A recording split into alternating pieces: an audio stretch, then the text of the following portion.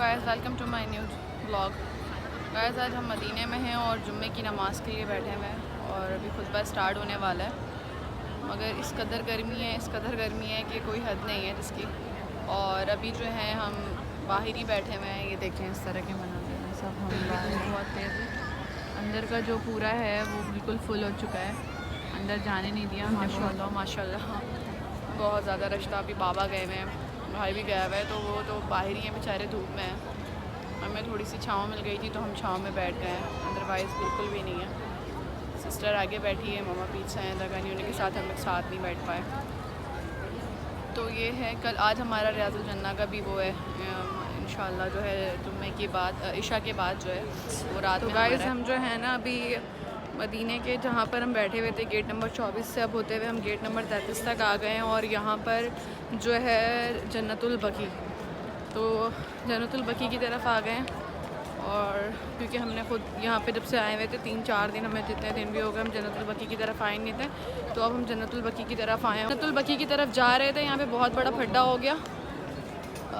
खड्डा कुछ इस तरह से हुआ, यहाँ से बैक साइड पे यहाँ पे जाना मना है औरतों का, मतलब औरतें नहीं जाती क्योंकि आपको पता है कब्रिस्तान है, तो यहाँ पर इवन जाना मना है। मगर ये कि बाहर से लोग ज़ियारत कर लेते हैं या देख लेते हैं, इस तरीके से था। तो वहाँ पर एक फ़ैमिली थी जो हॉलैंड की थी, बट मुसलमान थे सारे, पाकिस्तानी, उनके पास पाकिस्तानी भी थे। वो हुआ ये कि वो आ रहे थे पाकिस्तान। यार यहाँ की पुलिस इतनी गंदी है, मैं नहीं बोलना चाहती हूँ बट मुझे बोलना पड़ रहा है क्योंकि मेरे साथ भी यही हुआ था। सफ़ा मरवा पे जब मैं नमाज़ पढ़ रही थी तो मैंने सलाह के लिए नियत करी। जब नियत करी, इवन ये सलाह की नियत तोड़ के धक्का दे देते हैं कि हटो यहाँ से, हट जाओ। तो ये टच करते हैं बॉडी को, धक्का दे देते हैं, मतलब ये औरतों की भी इज़्ज़त नहीं करते हैं। सेकंड ये कि यहाँ से मैंने पूरी, मैं आई विटनेस हूँ, मैं वहाँ पे खड़ी हुई थी, मैंने अपनी आंखों से देखा ये बेचारे, वो उस बंदे को उन्होंने धक्का मारा, लात मारी, तो वो समझ रहे थे पाकिस्तानी है वो, बट वो निकले हॉलैंड की रद्दी है। अभी यहाँ पर जो है केस चल रहा है। अब जो है खैर हक पे तो वो हैं क्योंकि सीसीटीवी कैमरे पे सारी चीज़ें जो है वो जो बंदा था हॉलैंड का उस पर आया है। बाकी ये है कि भाई यहाँ पर कुछ भी नहीं करते हैं, यानी कि ये लोग बिल्कुल बेकार पुलिस है। यहाँ की औरतों की बिल्कुल इज़्ज़त नहीं है और पाकिस्तानियों की तो बिल्कुल भी इज़्ज़त नहीं है। अगर आपके पास यूरोप ममालिक के पासपोर्ट्स वगैरह हैं तो ठीक है, अदरवाइज़ आपकी कोई इज़्ज़त नहीं है। मैंने इतना नोटिस कर लिया। इंग्लिश आती है, आप बहुत बेहतरीन आदमी हो इनकी नज़र में। पाकिस्तान उर्दू बोलते हैं, वो बस बिल्कुल गरीब नंगे हैं, ये समझ के ये लोग इतना धक्का देते हैं, मिस्किन समझते हैं। सही बात है। रोज़े मुबारक के सामने आकर खड़े हुए हैं, बिल्कुल ये सामने है, बट ये जो है ना उस तरफ से इन्होंने रास्ता बंद कर दिया लेडीज़ के लिए, और ये जो है यहाँ से है डायरेक्ट। लेकिन ये मगरिब के बाद जो है छतरियाँ बंद होंगी, तो हम वेट कर रहे हैं कि ख़त्म हो तो हम इसकी पिक्चर्स वगैरह ले, क्योंकि हम ले नहीं पा रहे हैं। उस तरफ से पूरा बैरियर लगा के इन्होंने जेंट्स के लिए कर दिया है, लेडीज़ के लिए नहीं है।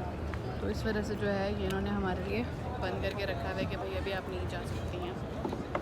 तो ये है कि जिस तरह से ये बंद होता है तो फिर इंशाल्लाह हम जाएंगे या देखेंगे पिक्चर्स। यहाँ से अंदर जाना तो लेडीज़ को अलाउ नहीं है, बट पिक्चर्स वगैरह बना सकते हैं हम यहाँ से।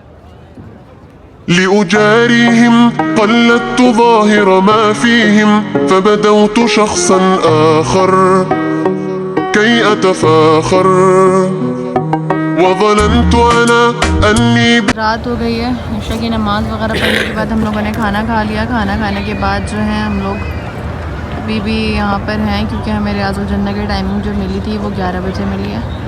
तो बस अब यहाँ से हम समझ लें 11 बजने वाला है, इसलिए हम जो है यहाँ से निकल रहे हैं रियाजुल जन्ना के लिए। गाइस, ये देखिए यहाँ पे जो है इमाम साहब जो है नमाज़ पढ़ाते हैं बिल्कुल सामने, और ये देखिए ये बिल्कुल हमारी नज़र के सामने रोज़ा रसूलुल्लाह। अभी हम फ़िलहाल रियाजुल जन्ना में हैं। ये जन्नत का टुकड़ा है, जिसे जन्नत का टुकड़ा कहा जाता है। बिल्कुल पास है। मामा नमाज़ पढ़ने गई है, वो नमाज़ पढ़ कर आती है तो फिर मैं नमाज़ पढ़ने पहुँच।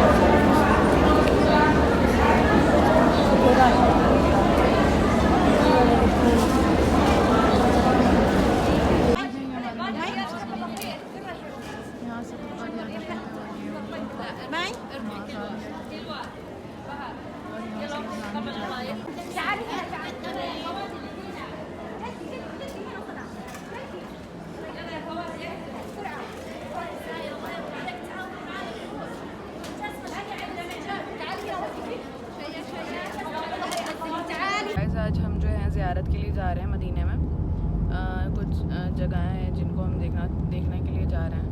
तो वो जो है अभी बस में हम लोग बैठ गए हैं, बस अभी खाली है, ये अपने अपने जगह से बस में लोगों को लेंगे, उसके बाद दैन फिर जो है हम ज़ियारत के लिए जगह जगह पर जाएंगे। जिस तरह से जाते हैं फिर आपको दिखाते हैं इंशाल्लाह। Thank you.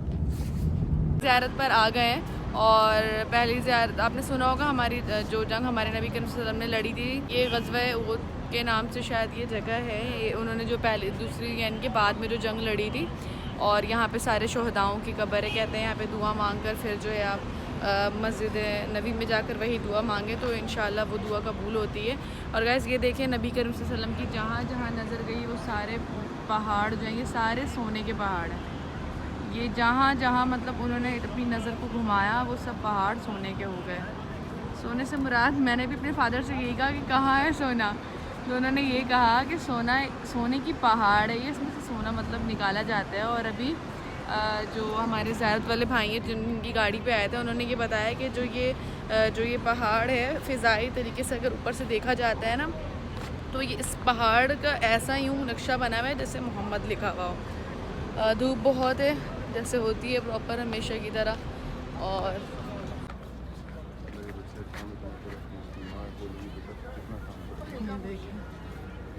ये देखिए ये उस टाइम के बने हुए हैं ना, तो ये थोड़े से इस तरह से हो गए, ये दोबारा नहीं बने मेरे ख्याल से, ये वैसे के वैसे ही उन्होंने मिट्टी डाल दी है सिर्फ। वहाँ तक उसकी सवारी के कदम जाएंगे। दज्जाल की निशानियों में से कुछ निशानियाँ भी बताई गई हैं। उसकी पेशानी पर काफ फेर लिखा होगा, जिसे कोई मुसलमान पढ़ा लिखा होगा या अनपढ़ होगा आसानी से फतेह उसको पढ़ लेगा। और एक आंख वाला होगा लंगड़ा। तो काबातुल्लाह की मोहब्बत में उदास रहते थे।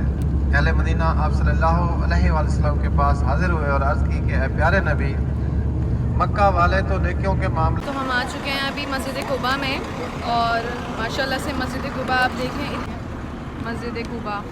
और यहाँ पर जो है मस्जिद कुबा पे ये कहा गया है कि मस्जिद कुबा में जिसने भी नमाज़ पढ़ी उसने एक उम्रा कंप्लीट कर लिया, इतना सवाब है कि खत्म नबूवत वाली अंगूठी इस कुएं में गुम हुई थी। कुएं अरीश कहते हैं।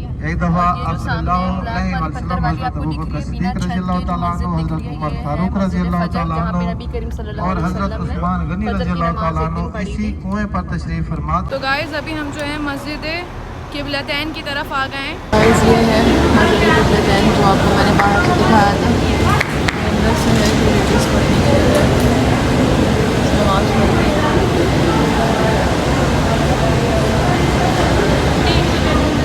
किबला इस तरफ का हमारा काबा किबलतैन के।